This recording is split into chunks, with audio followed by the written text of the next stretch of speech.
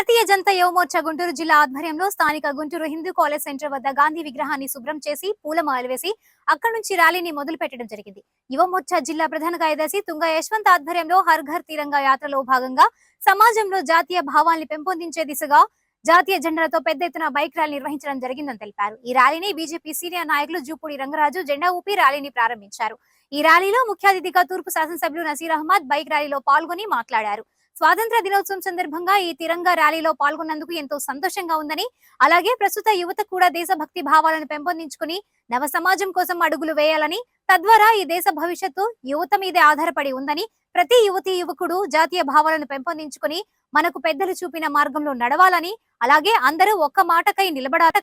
గుంటూరు నగరంలో భారతీయ జనతా పార్టీ యువ మోర్చా ఆధ్వర్యంలో ఎన్డీఏ కూటమి తెలుగుదేశం జనసేన ఆధ్వర్యంలో ఈరోజు స్వతంత్ర దినోత్సవం సందర్భంగా త్రివర్ణ పతాకంతో బైక్ ర్యాలీ నిర్వహిస్తున్నాము.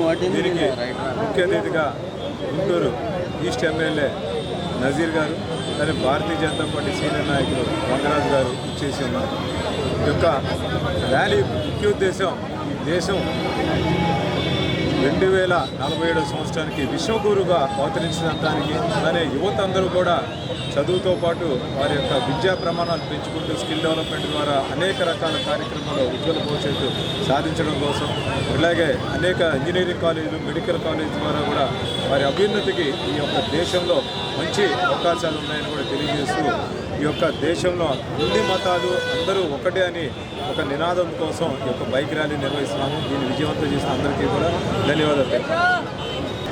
ప్రపంచంలోనే రెండవ అతిపెద్ద ప్రజాస్వామ్య దేశంగా భారతదేశంలో స్వాతంత్ర పోరాటం చేసి అనేక మంది ప్రాణాలు అసువులు బాసి దేశం కోసం ప్రాణాలు అర్పించినటువంటి మహనీయుల త్యాగాల ఫలితంగా అందినటువంటి స్వాతంత్రం ప్రతి ఒక్కరికి కూడా జీవితాల్లో వెలుగు నింపాలని, భారతదేశం ప్రపంచంలోనే అగ్రగామిగా మారాలనే ఆలోచనతో నరేంద్ర మోడీ గారి నాయకత్వంలో భారతదేశం వెలుగుతుంది అనే నినాదంతో ఈరోజు ముందుకు సాగుతున్నటువంటి తరుణంలో మన రాష్ట్రంలో కూడా చీకటి పరిపాలన పోయి బ్రిటిష్ వారు తలదన్నేటువంటి పరిపాలన చేసినటువంటి నాయకుల్ని పాల్గొని ఈరోజు చంద్రబాబు నాయుడు గారి నాయకత్వంలో ఎన్డీఏ కూటమి ప్రభుత్వంలో ఆంధ్ర రాష్ట్రానికి నిజమైనటువంటి స్వాతంత్రం వచ్చినటువంటి పరిస్థితులు కూడా కనిపిస్తూ ఉన్నాయి.